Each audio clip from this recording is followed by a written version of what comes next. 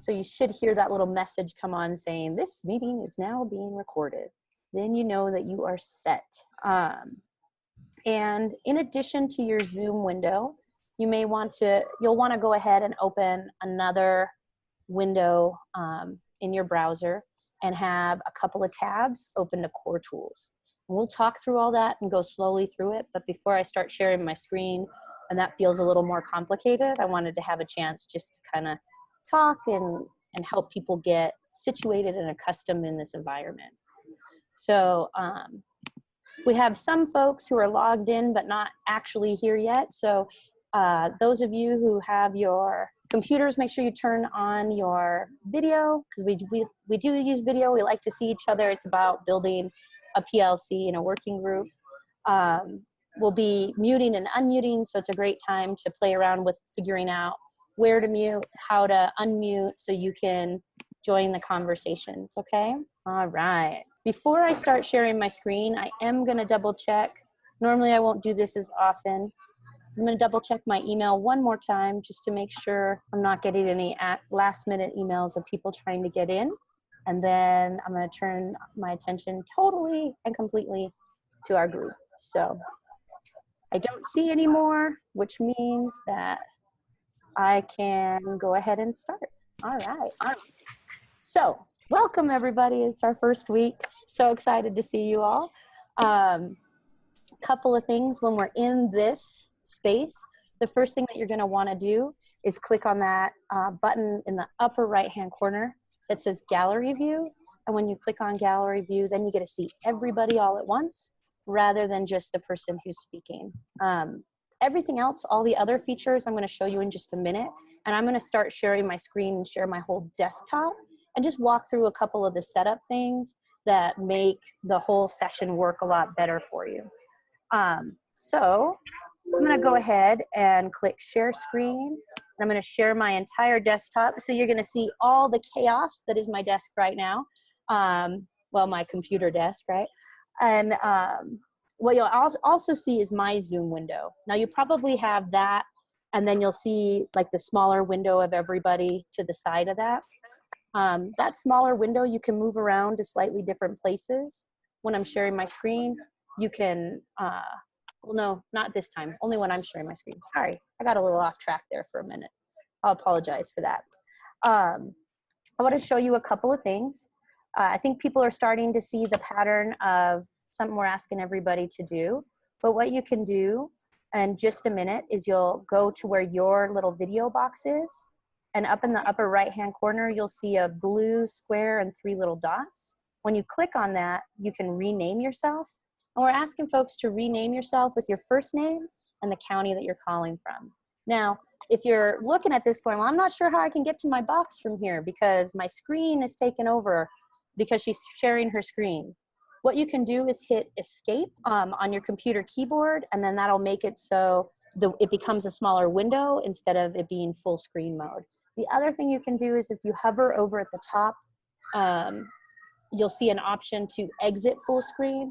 That's another way that you can exit full screen, and you'll be able to toggle back and forth between a Zoom window, kind of like the one I have here, which I can resize and move and do different things to.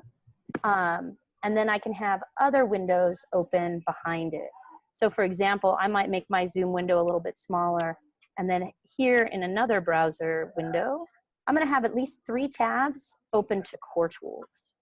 And so before I talk through that a little bit, I wanna make sure that everybody's able to get themselves squared away.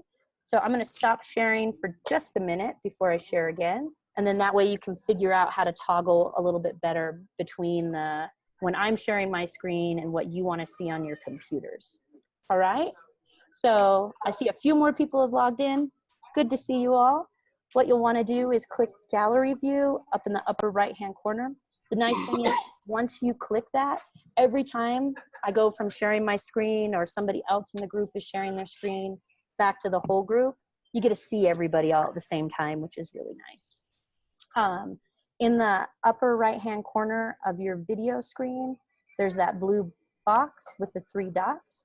If you click on that, you can rename yourself, and go ahead and rename yourself with your first name and the county that you're calling from. So your district county, because we are from all over the state. So it's kind of nice to see where everybody's calling in from. The other thing is, and I just want to say this really quickly, it's in the corner of your video screen. So Nan, if you kind of hover over where you can see your own video, then you'll see the little blue box. There you go, perfect. And so the reason why I knew that Nan had sent that is if you haven't opened up the chat window yet, go ahead and open up the chat window. There at the bottom of your screen, you can see the little chat icon. Click on that. We'll be using the chat box quite a bit across all of these sessions. Oh, and we got some more folks. Oh, sorry. Several of us were on the wrong link, so I think they're starting to pop in. No problem. That's why I am taking my time and making sure we're all okay. So this link should be the one that I sent you in the email just before, and it should be the link that's in your calendar invite, right? I keep checking my email to make sure. Sure can. Good. Perfect. All right. I feel better now. Good, good, good. Well, I'm glad. So that's why I'm going a little slow in this first one. Some of you have heard things repeated quite a bit, but I want to make sure that everybody has it. And so at least by the time you've heard it a few times, it'll all be second nature. Okay, Nan, I'll show it again and let everybody see kind of what we're doing. And Megan, what you can do too, since you're calling from a phone, you can try swiping different directions because it does slightly different functionalities when you're calling from the app. And you should be able to see the chat if you, can't remember which direction you slide. So do you just click on the chat when you want to talk? Well, you can chat, you can talk in the chat, but you can also mute and unmute and be a part of just a verbal conversation as well. Definitely. Perfect. All right. So if you haven't yet, go ahead and click the gallery view in the upper right-hand corner. And then that way you can see everybody who's on the call all at once. Oh yeah, you can only see like so many at a time, huh, Megan, when you're on the phone. Yep. It's like 4 at a time or something like that, I think. Yep. So you'll just have to keep swiping to see who's all on because we have a pretty good size group. All right, I'm going to go ahead and share my screen again, and I'm going to share my whole desktop again. There's a few things I want to show you.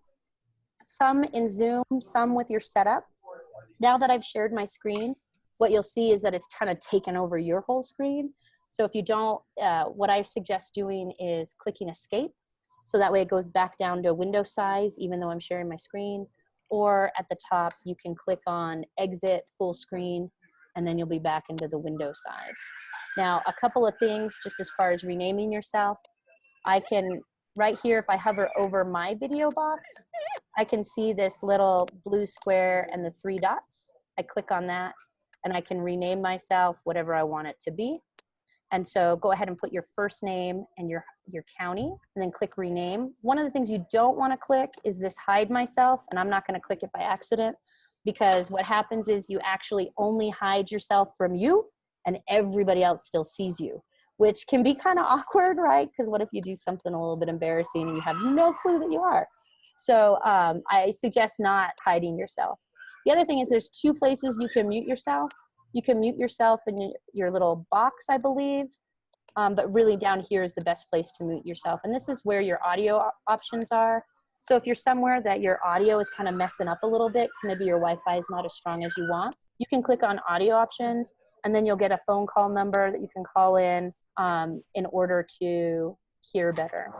If you do need to step away and want to stop your video for a minute, this is the place that you'll want to do it at because it won't mess up with your settings. The other thing is you'll want to go ahead and have this chat open. When you click this button, you'll see the chat. Some of the functionality in the chat is that you can start private chats. So if I want to send a message to Wayne and say, "Hi, Wayne," I can have a private chat with him. You can have a private chat with anybody who's logged into the meeting. What's really valuable about that is we'll actually be using this quite a bit because it gives us a chance to do a turn and talk or have some partner conversations. We'll also do things like breakout groups and have different opportunities to interact within this PLC environment. So before I move on to some of the other pieces of things that you'll want to see, are there any questions about Zoom and some of the functionality in here? Are we supposed to see everybody right now or just you? You probably will only see a couple of, well, you probably see everybody right now because of me sharing my screen and seeing everybody. But on the right, you probably see just a couple of people within your Zoom window itself. Now, I'm going to go ahead and show you something else on my screen, and then we won't see everybody anymore. So I want to point out a couple of things on the calendar invite. So calendar invite for our cohort, it has our Zoom link that we can use each week. If you need to call in, and just from your iPhone, you can call in with a one tap. You can also call into one of these numbers and give the meeting ID, and you can be in just by the phone. If for some reason you're in you're moving from one place to another, or something's going on with your computer, there's other ways that you can join the call. Also, this has a link to our quality task syllabus, which I'm going to go to in just a second. And it also has a link to our cohort collection. And as we start really building our modules and talking about tasks and giving each other feedback, this cohort collection is going to be really important. And so all of these are on your calendar invites. And that's why the calendar invite was so important, because these are unique to each of our cohorts. And we have 2 that meet on Monday, 3 that meet on Friday, and 1 that meets Tuesday evenings. And they start next week. So this is the calendar invite. Before I move on from the calendar invite, any questions about that? Does anybody have any problems with getting their invite? All right, I'm gonna minimize that. And then the other thing that you'll wanna do, and earlier people were talking about how to best manage this. You're gonna wanna have your Zoom window open, but if you take the corner of it, you can resize it to different shapes. And then you can use like the arrows to see everybody in different ways. Make sure you can see everybody who's on. And then you can have this other window open. You are gonna want a second window with at least 3 tabs, okay?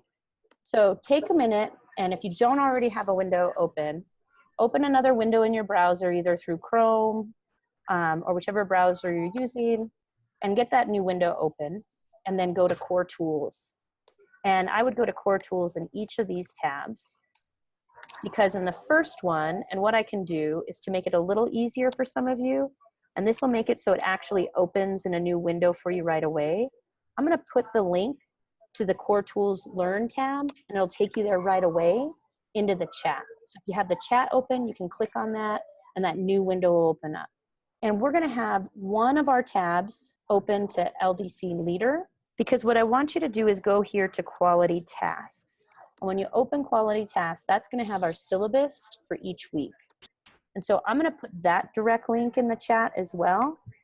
So I'm gonna put link to Quality Tasks, and then you should be able to open to that directly. I'm gonna open that up, and now I can see week by week what I'm doing for this whole course of these 8 weeks that we're together. And so if I click on week 1, what I'll see is some introductory information in the first section of it, and I'm still waiting for it to load. I got the spinning wheel because I'm sharing my screen. And so it tells a little bit about the PLCs, kind of about our work. There's a link to the LDC competencies right here, a little bit about the weekly commitments. And then here's basically our agenda.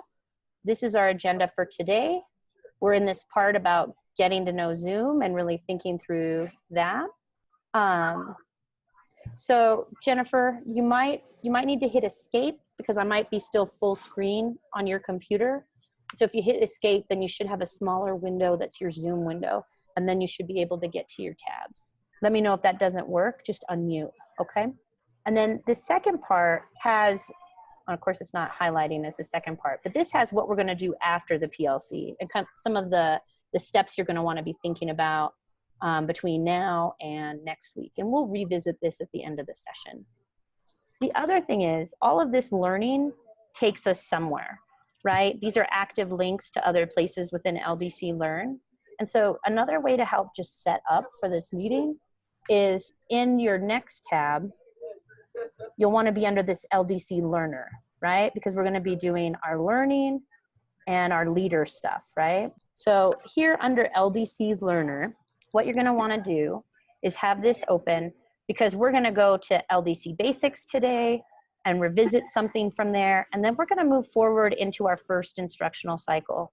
And this is where we're going to live over these next 8 weeks with our learning. Then finally, the last thing you'll want to do is have probably one more tab open, because sometimes there's places we might want to go during the session, or you might want to look up in the library or under resources. And so having another tab just open to play around with can be really helpful. So those are the 3 tabs you're going to want open. I'm going to go ahead and totally stop sharing for a minute, so that way you can feel like your screen is back to your own screen again, and you're not trying to manage me sharing where it all looks kind of the same, and give you a chance to get all that stuff open. And feel free to unmute or just chime in if you're having any difficulties getting all that squared away. Okay, since I'm not hearing any problems, and I know you're still probably kind of, oh yeah, go ahead.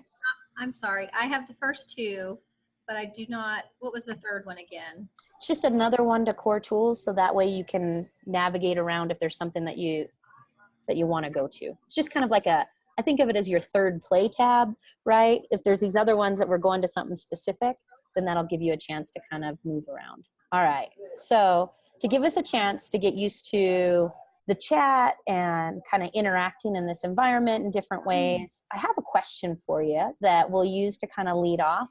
And we'll go ahead and post our responses in the chat and think a little bit about what our colleagues are saying and how we might want to reply to them. So the thing I'm wondering is, what is one learning or takeaway from our in-person days that has either like resonated with you because you've really enjoyed it, or you're still kind of wondering about it, or you've shared it with someone else? And so what I'm going to have you do is go ahead and put that one learning in, and you can describe it to whatever depth you choose to, into the chat. So I'm going to put this question. So here's my question for you. Okay, what is one learning or takeaway from our in-person days? And some of you, that was just last week, and others of you, it was a couple of weeks ago, right? So just depends on which group you are in. What's one learning or takeaway? And feel free to reply to each other, right, within this group, this larger chat, as you're reading what people post and posting your own. And I'll mute while we do this. Yes. Mine is going privately. How do you get to everyone?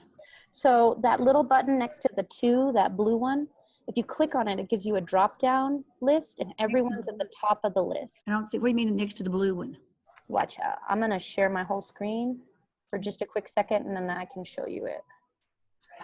Okay, so right here, we see where it says you have this blue button. You can open this up and you can choose who your person is, or you can select everyone. I see lots of really great thinking here. And feel free to comment back to each other, call on something that you like. You can keep that in the everyone. You can start private chats, but we'll be using the chat quite a bit over the next few weeks. And actually, at the beginning of each session, we're going to start by having some kind of conversation in the chat like this. There's reflections at the end of each of our work in between sessions. And so we'll have that we can just cut and paste into the chat and start a conversation about.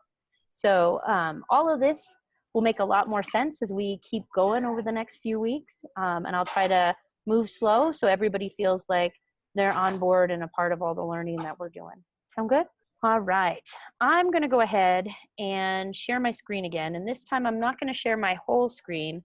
I'm just gonna share one window because we have different options when we share our screens in Zoom. And I wanna show you something specifically. So trying to move everything around so I can see what I wanna see on my screen. And sometimes I find that's easier to do than others.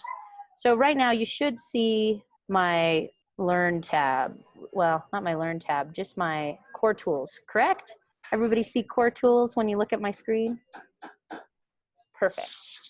All right, so I'm back. I'm gonna go back to my tab that has my leader and my agenda for today. So for week 1, our focus is thinking about selecting a focus standards cluster and starting to build our collaborative network. And so in our work today, we're going to talk a lot about the standards that you're thinking about.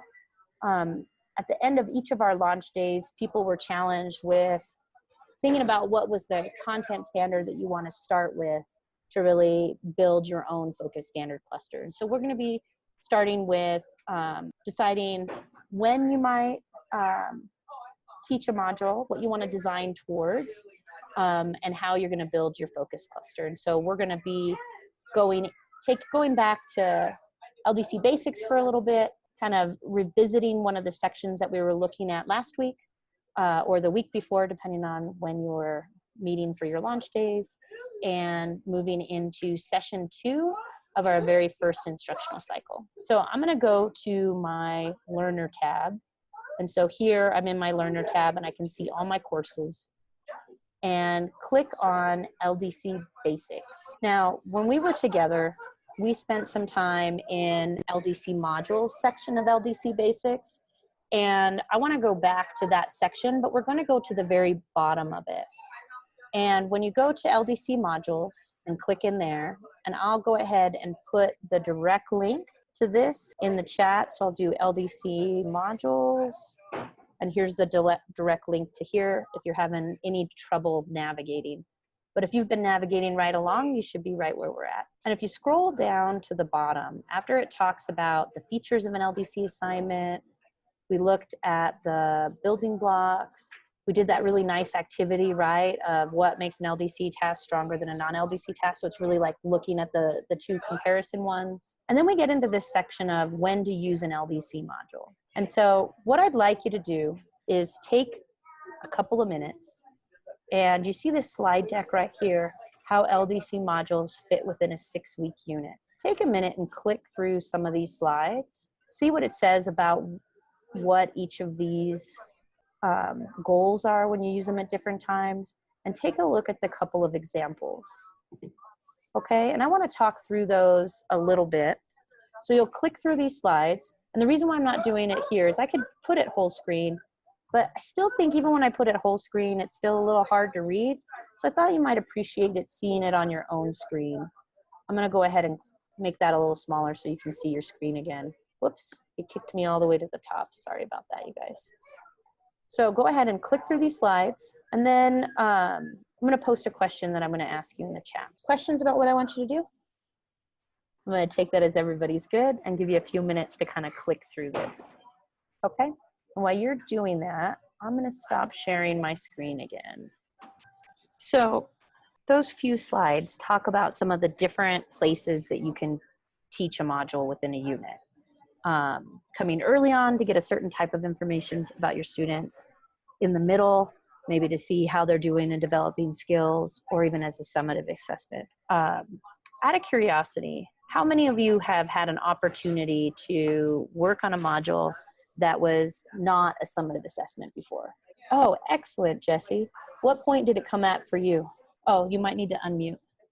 Okay, like I went to a training in Hendersonville on the LDC, and we were making a module, but the end wasn't an assessment. It was a product, and it was a informational brochure on the Civil War and the different parts of it, all the way from the first battle to the Gettysburg and the Emancipation Proclamation. So it was just like an informative. Excellent. Thanks, Jesse. I know some people feel like a module almost always has to come at the end of a unit, right? Like it's the big summative product of the learning journey that you've been on. But I want you to think about in your curriculums, or when you're thinking about your content standard, where is it that you want your students to go really deep with some learning? And maybe it's building towards something else. Maybe it's to go deep in an idea to better understand it, or to get some different information about your students and the skills that they need to develop, right? And that's really what this is about, because in challenging you to think about what content standard you want to target, there's other questions that are implicitly tied with that, right? Like, where should it come in your year? What point in the unit? Sometimes you might want to think about where there are places that students struggle the most, right? With a really big concept. And that might be the place that you want that module to live, where you can go really deep in the thinking work of it. So a lot of different strategies for thinking about that. And I just wanted to have that start off our framing as we go into our learning and really start thinking about our instructional cycle. Jesse, thank you for sharing. I appreciate that. You guys will all be hopefully unmuting and having lots of conversation here soon. We're going to go ahead and move to a slightly different section. This was just kind of a refresher, get us thinking about where we might want to position the thinking work for our students. Where is it that Maybe we have a place in our curriculum that we want this kind of thinking.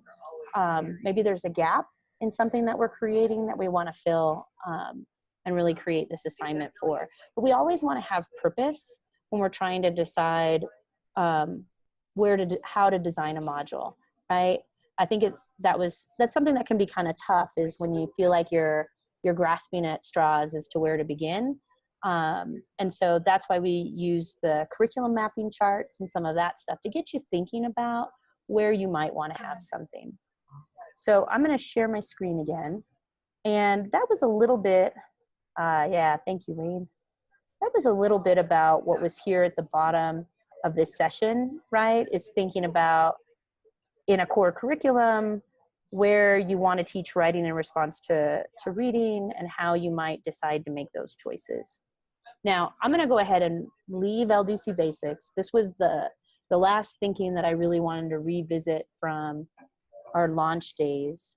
And we're going to go ahead and move right into our instructional cycle. We're actually not going to start at session 1.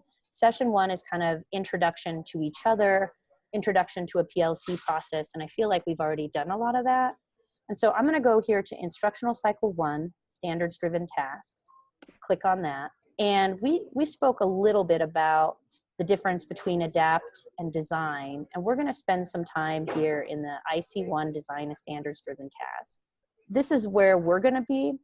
The adapt course is very similar to the design course, except for adapt is intended for when you're teaching a common module and you're all looking at the same one and you're trying to understand why it aligns. In our case, we want to really be thinking about those design decisions and how the parts fit together. And so we're going to be in this IC1, design a standards-driven task. In session 1, it's about establishing a purpose for your work and decide when to teach your module. I highly recommend this next week going into this session and just kind of scrolling through it and seeing what's there. It's about thinking about your goals and maybe a competency that you want to focus on, thinking about when in your scope and sequence you might be designing for, especially if you're thinking about first quarter, second quarter, or third quarter. I do recommend that what you do design for this course, because we're doing the task now, and when we come back together in January and into February and March, we're going to be really building the instruction for it. You might want to design a task, if you want it taught this year, for third quarter or fourth quarter, right? If you're okay with not having it in the classroom until next year, which seems so far away, you could design it for something that would be first or second quarter. But I just recommend thinking about later in the year for what you're designing for as you're making those decisions. And that's really what session 1 is about. The last piece it asks you to do is think of like a proxy group of students to track over the course of these instructional cycles. So when you're working with teachers, this is a really important place to start, because then they're thinking about how this connects to their classroom and the instruction that they're doing next. But for our purposes with coach certification, we're going to start here in session 2. And I love it that so many people in the chat earlier said a piece that was really resonating with them from our time together was about the focus standards. And so we're going to start with selecting your focus standards and template. And here's when we make that transition from 1A into 2A and 2B, and really thinking about, instead of designing our competency, identifying our competencies, we're going to be designing these things. And so what I'd like you to do is take a minute and read through this section here, this think and practice. You'll see this design entry point star, and we'll talk a little bit more about that in a moment. And read this section, selecting your focus standard cluster, through this do now, using focus standards to raise rigor in a task. Click through the slides, and we're going to talk about these slides together in just a minute, okay? Read all the way through this LDC design tip. So some of these things will feel pretty familiar, and then there should be some new thinking in here. And what I want to do is, once you're done reading through this, we're going to talk about how to really use focus standards to raise rigor in a task. And so what this really means, this statement, okay? So be thinking about that as you read through this section. I'm gonna stop sharing my screen So that way, if you have any questions, I can see you, but also so we can actually just have a conversation, because I'm going to have everybody unmute instead of doing it in the chat after you read through this section. How are people doing time-wise? You made it through the slides yet, or to the slides, or are you still working your way down? I'm still reading. Perfect, just making sure. And the reason why I'm taking the time to do this is so everybody feels comfortable kind of shifting back and forth and reading and working in this environment. So take your time as you need to. Can you hear me, Kimba? Sure can. Okay, because you're only in the corner. I didn't know. Yep, you're good. Hi, Brandy. Were you able to be on in time to get all the links so you know where we're at? All right. How are people doing coming through the slide deck now? How many of you have made it through all the slides? See a bunch of hands up and thumbs up. Perfect. All right. I just saw your response, Brandy. Thank you. All right. So I'm so glad. I'm curious as you were clicking through that, when you think about how the reading standard was used to raise the rigor, what are some moments in those slides that really stood out to you? How was that reading standard used to raise rigor? Go ahead and just unmute and chime in. I love the wait time in a virtual space. It feels so awkward at first, right? You're like, wait a minute, it's so quiet. I like the comparison of actually using primary and secondary sources. And even though, like, I think even though the first, I guess, writing prompt was clear, I think even this one is more complex in the thinking, but it's more clear because they actually know like what they're supposed to be doing as far as they're supposed to be comparing these sources. I don't know, the critical and the analysis part that comes along with the writing. I feel like it's just more clear as far as students will know entering into the prompt exactly what they're supposed to be doing. Thank you. How about some other folks? What stood out to you? I felt the first one was totally text dependent, and they could just go back, find their evidence, and quote it. But the second one required them to actually analyze both pieces. Yes, that's very good. What were you going to add, Lisa? Go ahead. I was just going to say that I thought it was interesting, and I'm not a social studies teacher, but just the two totally different types of text, the diary and the newspaper, are completely different, and just the what they can gather from those, I guess, primary and secondary sources, I thought that was really unique, using totally different texts. Well, it gets into some earlier people were posting in the chat about what it means to read in the disciplines or the disciplinary literacy pieces as being really valuable as a takeaway. And I feel like to what you guys are calling out, that's what the task kind of changed into more, right? By really thinking about what's the thinking work that I want them to do. I don't just want them to find an answer about a fact or some content, but I want them to understand something valuable to the discipline itself. And in fourth grade, that's kind of exciting. Well, and to piggyback on what Megan had said with using the primary and secondary documents, the first prompt talked about just identifying, and it was all text based. And then to be able to pull in that compare and contrast and pull in the different types of documents for analysis with a fourth grader, I mean, that's just awesome. And that's something to be thinking about as we start deciding on the focus standard cluster that we want to use, is if I'm choose my content, as I'm thinking about my text and some of those decisions in that 5-pointed star, right? Like what standards, what text, what content, what product, right? All those things are pretty interdependent. And so when I think about if this is the content understanding I want them to have, how am I going to what text will help them really kind of grapple with that?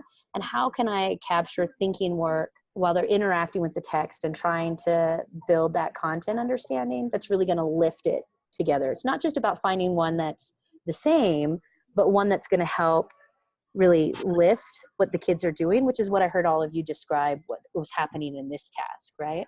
Any other thoughts? I muted myself and I'm trying to talk. That was kind of silly. So having these kind of opportunities where we get to read something, we get to talk. Some of the weeks we're going to be looking at each other's tasks or meeting in breakout groups and trying to unpack what makes a task work in relationship to our own design thinking. it's going to be important to just get comfortable sharing in this space and being a part of this thinking work together. So Wayne, you posed an interesting question in the chat. Do you want to pose that to everybody now? Kind of talk a little bit about that? Sure. I was trying to capture some of the conversation there. And so this idea of looking at different types of text is always, I think, a great conversation to have. And so as students look at different types of text, whether it be a diary or something else, does it require us to shift the way that we teach or provide opportunities for thinking? So do students have to change the way they're thinking, and does that involve their skills as we shift from one text to another? And I think that's interesting too, because in some ways it's how we interact with that text for a given discipline, right? Like even if we're not necessarily doing two texts at the same time, but also going from one classroom to the next, and how does that thinking shift as we look at text for different purposes? For example, I'm only going to give us a couple minutes with this text right now, and we'll actually come back to it next week. There's a text I want you to take a look at that we're going to try to unpack and think about how to build a task from in some different ways together. And I'm going to put this link to text in the chat. And what I'd like you to do is click on that link, and I want you to take a couple of minutes and just kind of skim that text. Okay? Does that sound good? Let me know if you have any problems opening that link. And you don't have to read it word for word right now, because we'll dig into it better and more so next week. But just take a look at it and figure out what's happening in this text and maybe its purpose. And then we'll go from there. Okay, now I realize I've only given you a couple of, not very long to take a look at this text, but some of the things that you notice on initial skim, what did you notice about this text so far? It's a different structure than what kids might be used to looking at. So it's interesting structurally, right? So there might be some opportunity there. What else do you notice? Well, it goes along with the idea of encouraging nonviolence. So it would go well with anything that Martin Luther King speech or whatever about. So it has identifying possible theme or message in this text, right? We're looking at who it's written by. Does anybody notice anything about purpose, like as far as maybe what this was written for? Mm-hmm. Or context of this? What are some of the things that you notice about context or purpose or just anything about this document in general?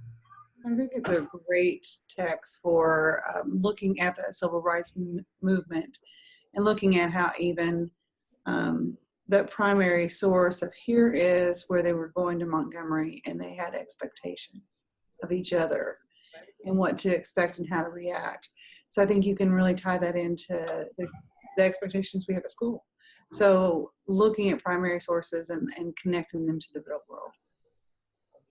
So a primary source text, ways that you could use it in different contexts, right? Either in a certain subject area or even more broadly connecting it to school experiences, right? What else do you notice? I feel like a lot of kids, hold on, get the FaceTime. I feel the FaceTime call, sorry. I feel like a lot of kids wouldn't even know what this is when you put it in front of them. They wouldn't know that that's a flyer. And at the top when it says suggestions, a lot of them, when they read this, they would think that's the law and like that's what you should do.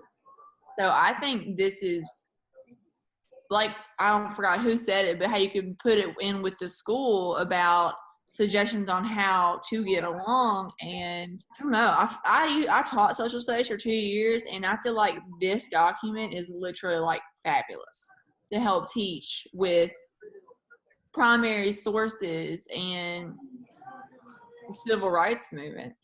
Yeah, I was going to piggyback on that. Donna, I like that you said that. By the way, your husband was my political science teacher. I do recognize you now. I know. What a fun connection. Oh my goodness. So one of the things that's really interesting about this text and that we'll talk about next week is you could read it for various purposes, right? I think we're naturally inclined to think about it from a social studies context because of how you can contextualize and place this text in a very important time period and what it was used for. You could also possibly teach this in an ELA classroom, right? I think about Michelle's point about structure, right? That could be a really interesting way to possibly approach it.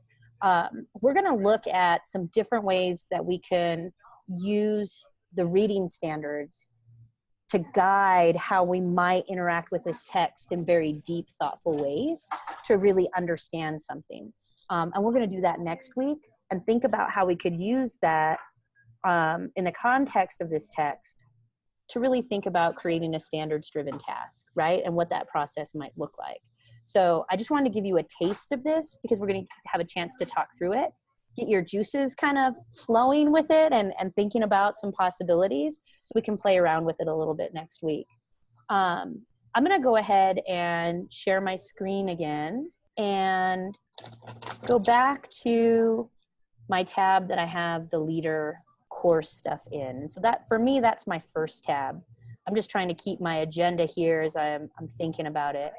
And this is our work after our PLC session today. One of the things that you'll be thinking about is in the same way that we're going into the courses and experiencing key sections or using the slides to push our learning, I want you to be thinking about how you might support others in some of this. And I know at our launch days, several of you talked about, oh, I already have my next steps planned with some teachers using Analyze Standards, right? And so I actually have a challenge for all of you to kind of stretch your leader muscles in different ways. And that is to try Analyze Standards or some part of that course section, which is about, coding student work for evidence of standards, the mental markers, and the coding task activities with a group of maybe 5 teachers to try some stuff with between now and week 8. I'm going to share a spreadsheet with you in the follow-up email that you could capture that in there so we can kind of talk about it and have some conversation. Maybe these might be people that you might decide to give a learn license to, or we'll talk about that a little bit. But I really want you to think about who you're going to try things with over the next few weeks. And then I want you to explore some different collections to get ideas for the ways standards work together in different tasks. The starter task collection is a really great collection, and we're going to be talking more about starter tasks over the next couple of weeks, and we'll actually unpack them a little bit. I don't think next week, but the week after.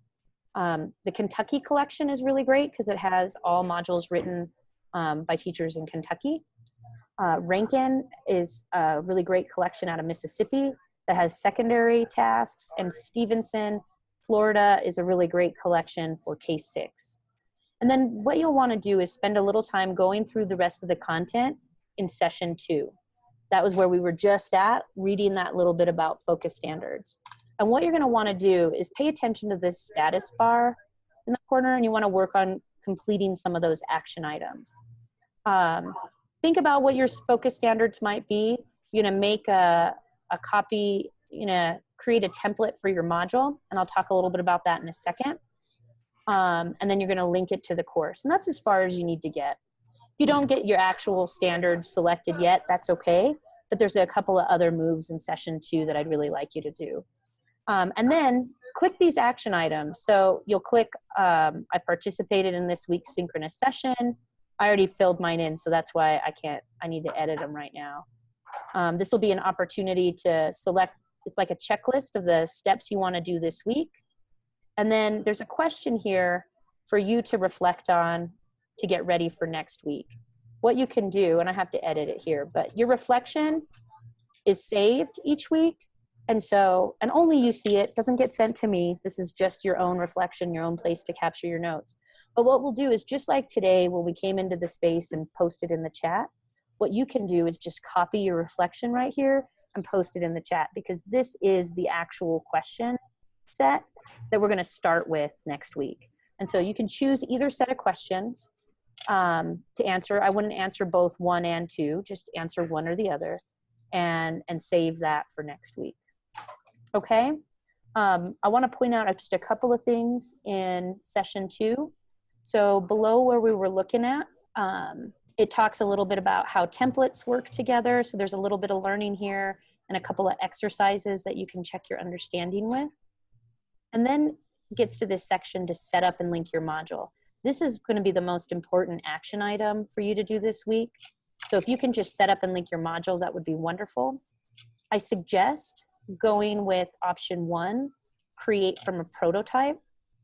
And when you click option 1, it's going to give you some different choices here in the side. What I would suggest is taking this 1 week, 1 text module template with instructional ladder as the one that you're going to use. So really use this step 2 to guide what the rest of the steps, and it'll all be self-explanatory as you're doing it. Give yourself a chance to really get to know the courses and how they're laid out, and follow these steps step by step to set that up. And it'll have you link it to the course, and we can troubleshoot if you need to as we come into next week, or you can feel free to shoot me an email, but you should be able to follow these instructions pretty easy. Now, even if along the course of your creation of your module, you decide to go with more than 1 week or 1 text, that's okay. This is just a really nice template to start with. Okay? Any questions about our next steps? And I'm going to stop sharing. And all of that's linked for you right in that quality tasks under that leader side. And so really just use that to kind of guide your process between now and when we meet again. Now, I know we are right at time, but I still would like to close with a final word whip. So if you don't mind, maybe you can just post in the chat one thing you're looking forward to over the next few weeks when you think about this learning. And so go ahead and just post your final word whip. Maybe it's about working with others. Maybe it's about designing a task. Maybe it's about understanding some of these things that we were talking about earlier. Okay? All right. Well, I'm going to go ahead and hit stop on the recording.